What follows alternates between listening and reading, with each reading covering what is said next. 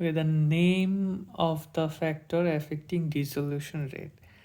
তো কি কি ফ্যাক্টর আছে যেটা আমাদের ডিসলিউশন রেটকে এফেক্ট করে?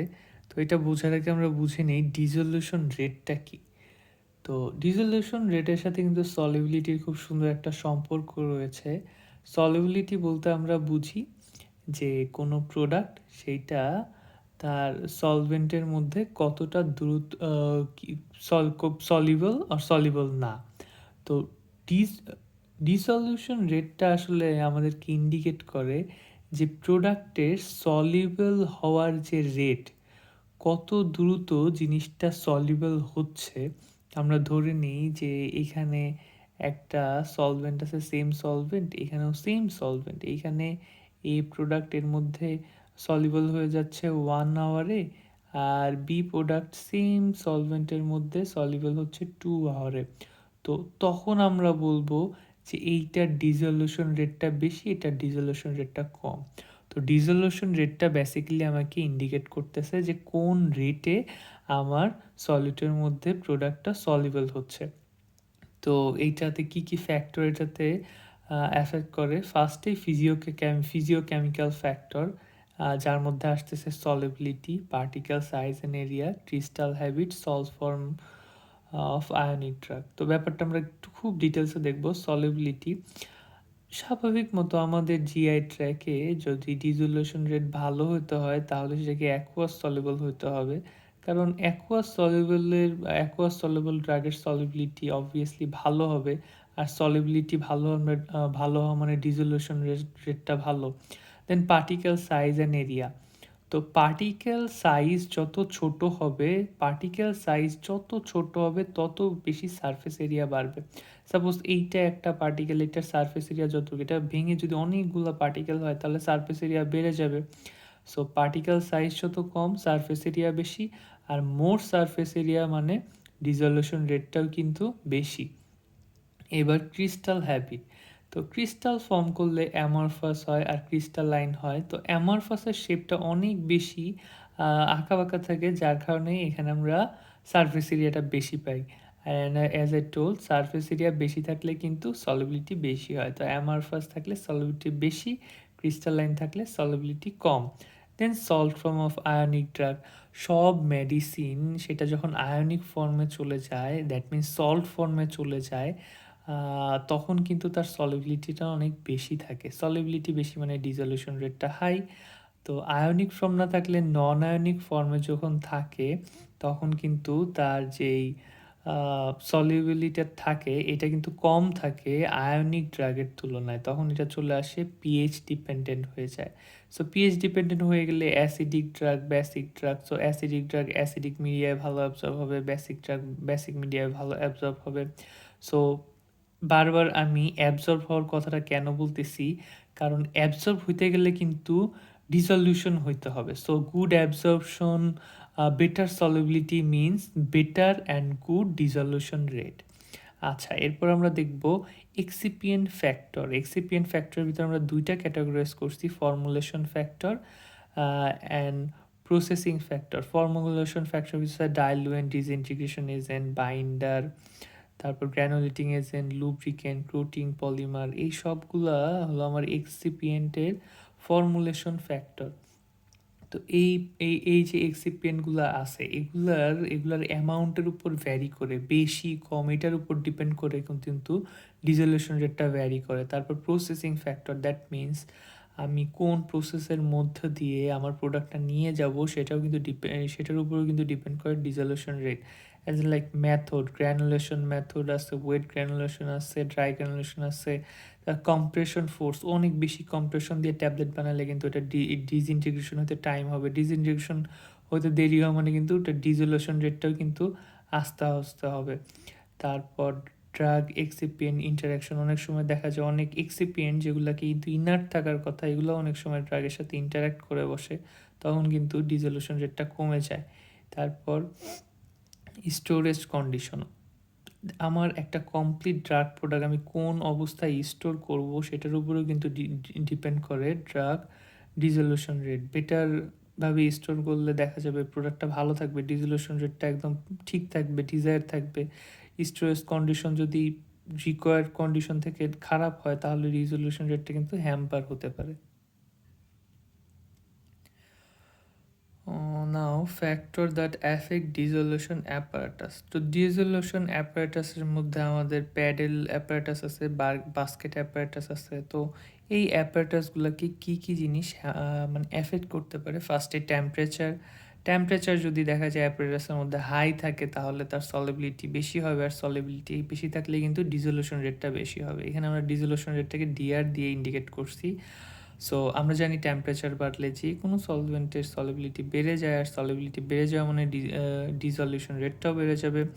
দেন এজিটেশন, আমার যে এজিটেটরটা থাকবে অ্যাজ এন লাইক প্যাডেল, এটাকে আমরা কিন্তু এজিটেটর বলি। তো এজিটেটরের এজিটেটিং স্পিড কীরকম থাকবে, এজিটেটিং স্পিড যদি বেশি থাকে, শেকিং যদি বেশি হয় তাহলে কিন্তু ডিসলিউশন রেটটা বেড়ে যাবে। সো এটার রিজনটা হলো ডিফিউশন লেয়ার যে থাকবে সেই লেয়ারের থিকনেসটা কমে যাবে, বারবার এজিটেটিং হলে কিন্তু লেয়ারের থিকনেসটা কমে যাবে। 3 number size and shape of apparatus.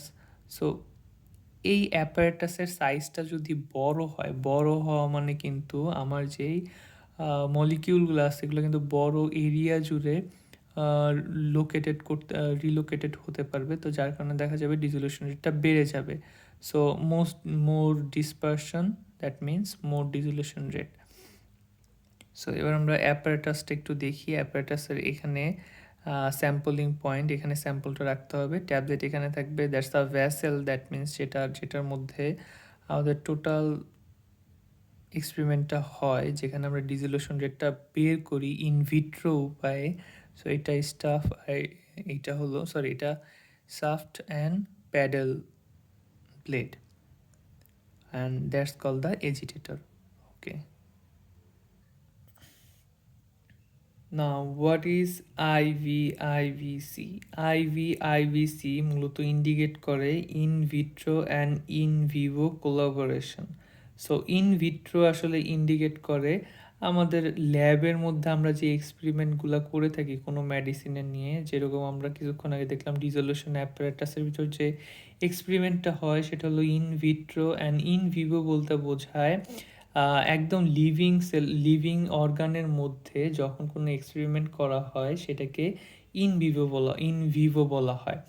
So এইখানেই যদি আমরা পুরো বিষয়টা মানে ইলাবোরেট করি তাহলে আমরা বুঝতে পারবো একটা ট্যাবলেট নিয়ে সেটা ডিসলিউশন টেস্ট যখন আমরা ডিসলিউশন অ্যাপারেটাসের মধ্যে করি, ওই প্রসিডিউরটার নাম হয় হলো ইন ভিট্রো। আর সেম ট্যাবলেটের যখন আমরা ডিসলিউশন রেটটা তার জিআই ট্র্যাকের মধ্যে, দ্যাট মিনস আমার লিভিং থিংয়ের মধ্যে আমি আইডেন্টিফাই করি কিংবা মেজার করি, ওইটা হয়েছে আমার ইনভিভো। তো এই ইনভিট্রোর যে সকল ডাটা বা প্যারামিটার, সেটার সাথে আমার ইনভিভোর ডাটা বা প্যারামিটারের যে কোরিলেশন বলতে তাদের মধ্যে কম্প্যারিজন বোঝায়, সিমিলারিটি বোঝায়, এই রিলেশনগুলাই হলো আমার IVIVC. Now significance of IVIC. Significance বলতে আমরা মূলত বুঝবো the importance of IVIC. So IVIC can be used in the development of new pharmaceutical to reduce the number of human study during formulation and development of drug. So we know that if we want to develop a new drug or formulate a new drug, then we have to do a lot of experiment about the drug dissolution test. So in that case we have the IVC method, যেটার মাধ্যমে কিন্তু আমাদের যে হিউম্যানের উপর study করা ছিল সেই study নাম্বারটা কিন্তু অনেকটা আমরা কমিয়ে নিয়ে আসতে পারবো, যেন অনেক কমপ্লিকেশন থেকে কিন্তু মুক্তি পাওয়া possible. It provide process control and quality assurance. So কোনো একটা ট্যাবলেট যেটা আমরা দেখা গেছে প্রসেস করার পরে সেটার কোয়ালিটি অ্যাসুরেন্স কিংবা প্রসেসটা ঠিক আছে কি না এটার জন্য কিন্তু আমাদের একটা টেস্ট করার প্রয়োজন পড়ে। সেই ক্ষেত্রে কিন্তু এই টেস্টগুলো ইন ভিট্রো টেস্টটা আমাদেরকে হেল্প করে। And other points are here, এটা আমাদেরকে ডিজায়ার কনসেন্ট্রেশন পেতে হেল্প করে, দ্যাট মিনস কোন কনসেন্ট্রেশনে বেটার ইফেক্ট দেবে সেটা খুঁজতে হেল্প করে। দেন কোন সিস্টেমিক সার্কুলেশনে আমার এই ড্রাগটা বেশি কাজ করবে সেটা হেল্প করে। And the most important thing assuring the bioavailability of active ingredient, bioavailability কতটা বেটার পাবো এটা কিন্তু আমরা এই কোরিলেশন থেকে বের করতে পারি।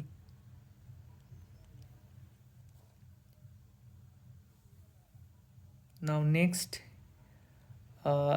ইন ভিট্রো ডিসলিউশন বলতে আমরা মূলত বুঝি এই যে কোনো মেডিসিনের dissolution rate in the dissolution apparatus. And in vivo dissolution বলতে আমরা বুঝি হ্যাঁ অবভিয়াসলি এটা আমাদের বডির ভিতরকার ডিসলিউশন রেট, বাট এটাতে একটা স্পেসিফিক কথা উল্লেখ করতে হবে, drug release from it, drug doses form. That means একটা ট্যাবলেট, এইটা একটা ড্রাগ, এটা আমার বডিতে যাওয়ার পরেও কিন্তু এটা একটা ট্যাবলেট ফর্মেই আছে, এইটাকে আমি বলতেছি ডোজেস ফ্রম। এই ডোজেস ফ্রম থেকে যখন আমার মেডিসিনটা বেরোবে, দ্যাট মিন্স আমার এপিআইটা বেরোবে, এই ডোজেস ফ্রম থেকে এপিআইটা বের হওয়ার যে রেট, এটাই হলো আমার ডিসলিউশন রেট। সো এই কথাটা মাস্ট উল্লেখ করতে হবে যে process which indicate the drug release from it, drug doses from. Now the correlation, relationship between in vitro dissolution rate and in vivo absorption rate। এখানে absorption rate কথাটা উল্লেখ করার রিজন হলো আমরা এখানে কিন্তু ডিসলিউশন হয়ে গেলেই কিন্তু ড্রাগের কাজটা শেষ, বাট যখন in vivo that means living অর্গানের মধ্যে কাজ করা হবে তখন আমাকে দেখতে হবে ড্রাগের অ্যাবজর্পশন রেটটা কীরকম। তো আমাদের কোরিলেশন বলতে আমরা বুঝবো in vitro dissolution rate and in vivo that means অর্গানের মধ্যে ড্রাগের অ্যাবজর্পশন রেট, এই দুইটার ভিতরকার রিলেশনশিপ হলো correlation, in vivo and in vitro correlation. So IVIVC actually আমাদেরকে ডিফাইন করতেছে the mathematical model, predictive mathematical model, that means যে মডেলটা অলরেডি আমরা প্রেডিক্ট করতে পারি, প্রেডিক্টিভ ম্যাথমেটিক্যাল মডেল যেটা আমাদেরকে বর্ণনা করবে relationship between in vitro property of drug and in Vivo absorption. So now dissolution is a surrogate of bioavailability study. So বায়ো অ্যাভেলেবিলিটির সাথে কিন্তু ডিসলিউশন রেটের খুব বড় একটা সম্পর্ক আছে। ডিসলিউশন রেট কম, dissolution rate slow, that means আমার বায়ো অ্যাভেলেবিলিটি কিন্তু স্লো আর low bioavailability.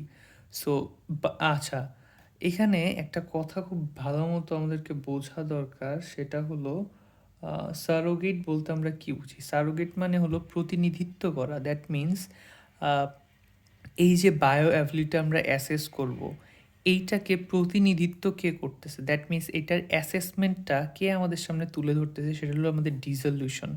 So dissolution process কিন্তু আমাদেরকে ইন্ডিকেট করবে ড্রাগের সলিবিলিটি, আর সেটাই কিন্তু আমাদের বায়ো অ্যাভেলেবিলিটিটাকে ইন্ডিকেট করবে। So overall rest of the explanation is here.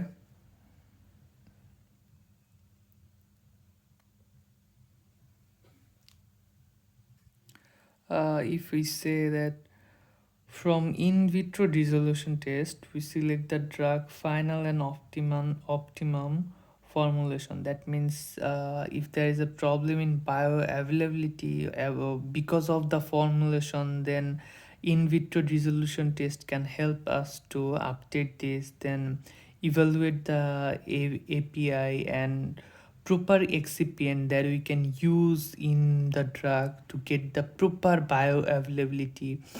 Then dissolution depend on many factors, we can control or change them to get the proper dissolution.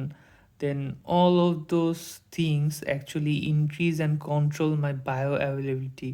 So this reason we can say that dissolution is a surrogate of bioavailability study.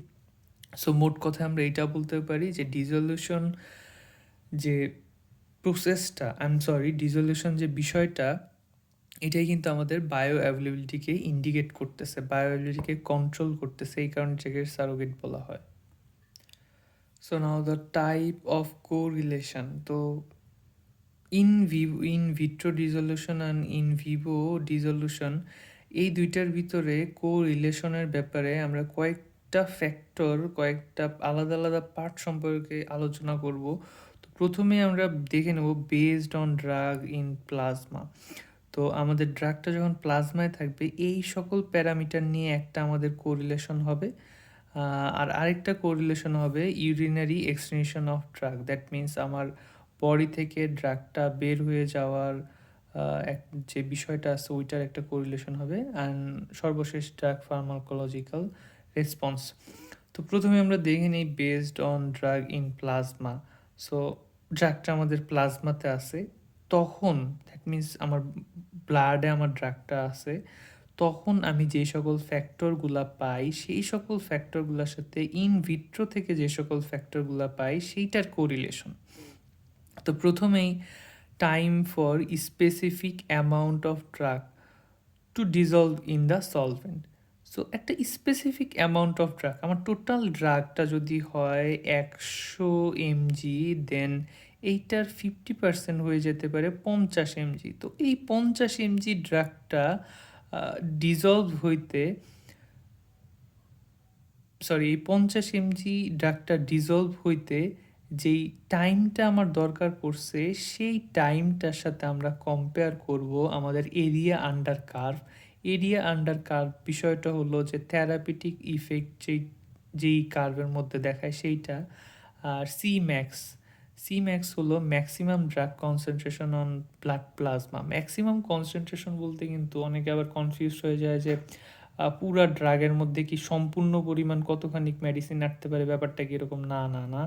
আমার ডোজটা দেওয়ার পরে কোন মোমেন্টে ওই ডোজের লেভেলটা বডিতে high থাকবে, that means maximum ইফেক্টটা আমরা পাচ্ছি, ম্যাক্সিমাম কনসেন্ট্রেশনটা ড্রাগের কনসেন্ট্রেশনটা আমার ব্লাডে থাকতেছে, সেই কনসেন্ট্রেশনটা ম্যাক্সিমাম কনসেন্ট্রেশন কত হয় সেই কনসেন্ট্রেশনটা, আর থেরাপিউটিক ইফেক্ট যেটা এরিয়া আন্ডার কার্ভের মধ্যে আমরা পাই, এই দুইটা স্পেসিফিক প্যারামিটারের সাথে আমরা এই 50% ডোজ কমপ্লিট হতে যে টাইম লাগবে সেইটার কম্প্যারিজন করি।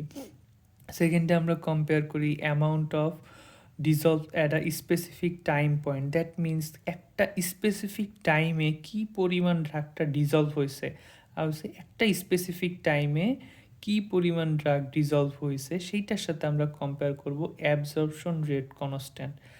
অ্যাবজর্পশন রেট কনস্ট্যান্ট বলতে অ্যাকচুয়ালি আমরা বুঝবো যে how much drug absorb. That means প্রত্যেকটা মিনিটে কিংবা সেকেন্ডে কি অ্যামাউন্টে ড্রাগটা আমার ব্লাডে অ্যাবজর্ব হচ্ছে, এটাকে আমরা বলতেছি অ্যাবজর্পশন রেট কনস্ট্যান্ট। এবং সর্বশেষে আছে mean of dissolution time.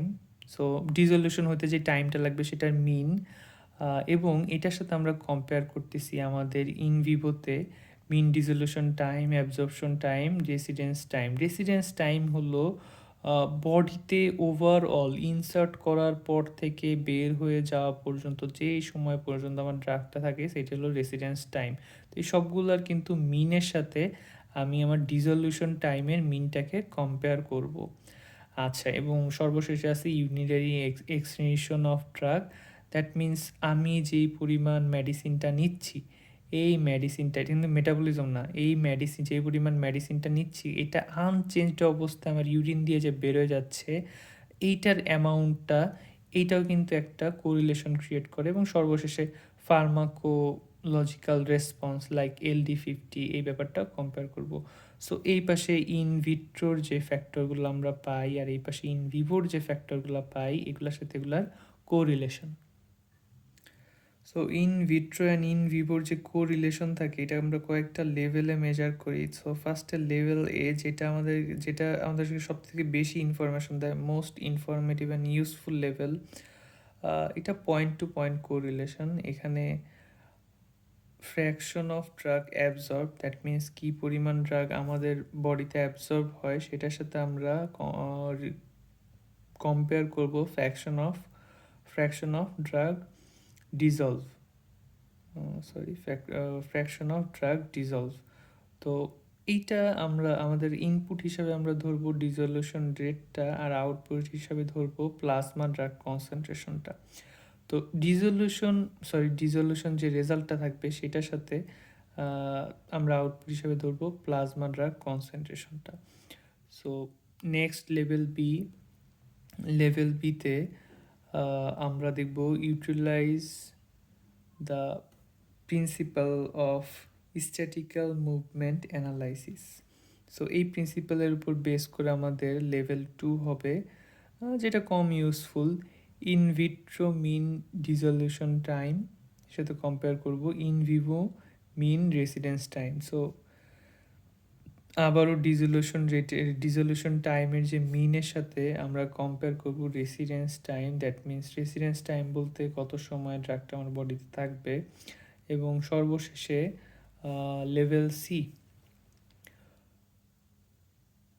Level সিতে হলো অন ডিজলিউশন টাইম পয়েন্ট, এইটার সাথে আমরা কম্পেয়ার করব ফার্মাকোকাইনেটিক প্যারামিটার। তো অন ডিজলিউশন টাইম পয়েন্ট বলতে আমরা বুঝতেছি এখানে আমরা একটার সাথে এইখানকার একটা প্যারামিটারের সাথে এইখানকার যে কোনো একটা প্যারামিটার আমরা কম্পেয়ার করি, অ্যাজ এন লাইক ড্রাগটা যখন 50% ডিজলভ হয়ে গেছে, 50% ডিজলিউশন হয়ে গেছে, তখন হয়তো আমরা এরিয়া আন্ডার কার্ভের সাথে কম্পেয়ার করলাম। আবার দেখা গেলো 90% যখন ডিজলভ হয়ে গেছে তখন টি ম্যাক্সের সাথে আমরা কম্পেয়ার করলাম। তো এইটা হলো level C. So multiple level C বলতে আমরা বুঝি multiple dissolution time, that means অনেকগুলো ডিজলিউশন টাইম আমরা নেব, 50%-এ কত ছিল, 90%-এ কত ছিল, সেই টাইমের সাথে আমরা মাল্টিপল ফার্মাকোকাইনেটিক প্যারামিটারের কম্পেয়ার করবো। দ্যাট মিন্স তখন মাল্টিপল ওয়েতে কম্পেয়ার করা হবে, এই একটা প্যারামিটারের জন্য আমরা দুইটা প্যারামিটার কম্পেয়ার করব। সো এটা অনেক ইউজফুল একটা level. So those all are the in vitro and in vivo correlation level. So immediate রিলিজের জন্য আমাদের বিসিএস এইটার কি ফর্মটা থাকা উচিত? তো এটার ফর্মটা হতে হবে হলো high solubility and high permeability. If a drug have those two capability তাহলে আমরা দেখতে পারবো এটার ইমিডিয়েট রিলিজ হবে এটার ড্রাগ থেকে। So now next bio-waiver. This is a very interesting topic.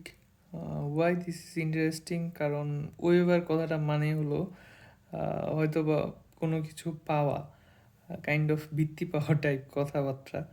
তো এখানে আসলে বায়ো-ওয়েভার জিনিসটা কি? আমরা জানি যে কোনো ড্রাগ অ্যাপ্রুভাল পেতে গেলে, দ্যাট মিন্স মার্কেটে আসতে গেলে কিন্তু তার অ্যাপ্রুভালের প্রয়োজন পড়ে। সো অ্যাপ্রুভালের জন্য কিন্তু ইন ভিভো ইন ভিট্রো উভয় টাইপের স্টাডির ডাটা কিন্তু প্রয়োজন পড়ে। সো বায়ো-ওয়েভারে দেখা যায় যে কোনো কোম্পানির কাছে যদি শুধুমাত্র ইন ভিট্রো স্টাডির ডাটাই প্রেজেন্ট থাকে, still they can get the regulatory approval without in vivo study data. So বিষয়টা কি এরকম যে ইন ভিভো স্টাডি ডাটা না থাকলে আমরা অ্যাপ্রুভাল পেয়ে যাই? না, লিগ্যাল অ্যাপ্রুভালের জন্য ইন ভিভো ইন ভিট্রো দুই রকমেরই স্টাডি ডাটা থাকতে হবে। কিন্তু বায়ো-ওয়েভার বিষয়টা হলো যে শুধুমাত্র ইন ভিট্রো স্টাডি ডাটা থাকলেও এবং ইন ভিভো স্টাডি ডাটা না থাকা সত্ত্বেও কিন্তু অ্যাপ্রুভাল পাওয়া যায় সার্টেন কিছু কন্ডিশনের উপর বেস করে। দ্যাট মিন্স কিছু কিছু কন্ডিশন আছে, ওই মেডিসিনটা যদি ওই সার্টেন কিছু কন্ডিশন ফিল আপ করে তাহলে ইন ভিভো স্টাডি ডাটা ছাড়াই কিন্তু রেগুলেটরি অ্যাপ্রুভাল পেয়ে যায়, যেটাকে আমরা বলতেছি biowaiver. So now we are going to say যে সেই কন্ডিশনগুলো কী কী, যে কন্ডিশনগুলো ফুলফিল করলে অ্যাকচুয়ালি ইন ভিভো স্টাডি ছাড়াই বায়ো-ওয়েভার পাওয়া যায়। So condition number 1, drug have high solubility and high permeability. So ড্রাগের কিন্তু সলিবিলিটি রেটটা হাই হইতে হবে, পারমিয়াবিলিটি রেটটা হাই হইতে হবে। পারমিয়াবিলিটি রেটটা বলতে আমরা বুঝতেছি যে জিআই ট্র্যাকের ওয়াল থেকে আমাদের ব্লাড ভেসেলের ওয়ালে যে ড্রাগটা যাচ্ছে, এই যে পারমিয়াবল হচ্ছে ড্রাগটা, এই পারমিয়াবিলিটি রেটটা কিন্তু হাই হইতে হবে। 2 নম্বরে আছে drug have broad therapeutic index.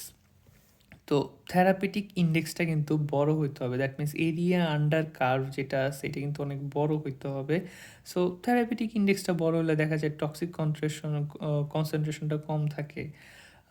ড্রাগের একটা আমরা বলতে পারি it's kind of a safety margin. তো ড্রাগের কিন্তু ব্রড থেরাপিউটিক ইনডেক্স থাকতে হবে। নাও 3 number immediate release property. Immediate release যে সকল প্রোডাক্ট বের হবে ড্রাগ থেকে সেগুলো কিন্তু র্যাপিড সলিউবল হতে হবে, মানে খুব দ্রুত ড্রাগ থেকে কোনো একটা প্রোডাক্ট পার্টিকেল বেরোচ্ছে, এই পার্টিকেল কিন্তু র্যাপিডভাবে সলিউবল হয়ে যেতে হবে। দেন এক্সিপিয়েন্ট আমরা জানি যে কোনো একটা ড্রাগ ইউজ করতে গেলে তার অ্যাক্টিভ ইনগ্রিডিয়েন্টের বাইরেও এপিআইয়ের বাইরেও এক্সট্রা কিছু ইনগ্রিডিয়েন্ট ইউজ করতে হয়, যেগুলোকে আমরা এপিআই বলতেছি। এইগুলাকে কিন্তু এফডিএ অ্যাপ্রুভ হইতে হবে, হ্যাঁ,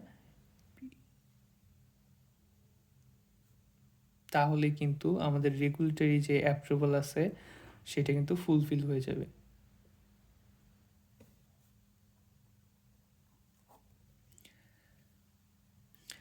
নাও কম্পেন্ডিয়াল মেথড ফর ডিজলিউশন করার জন্য, দ্যাট মিনস ডিজলিউশন টেস্ট করার জন্য কিছু কিছু মেথড আছে।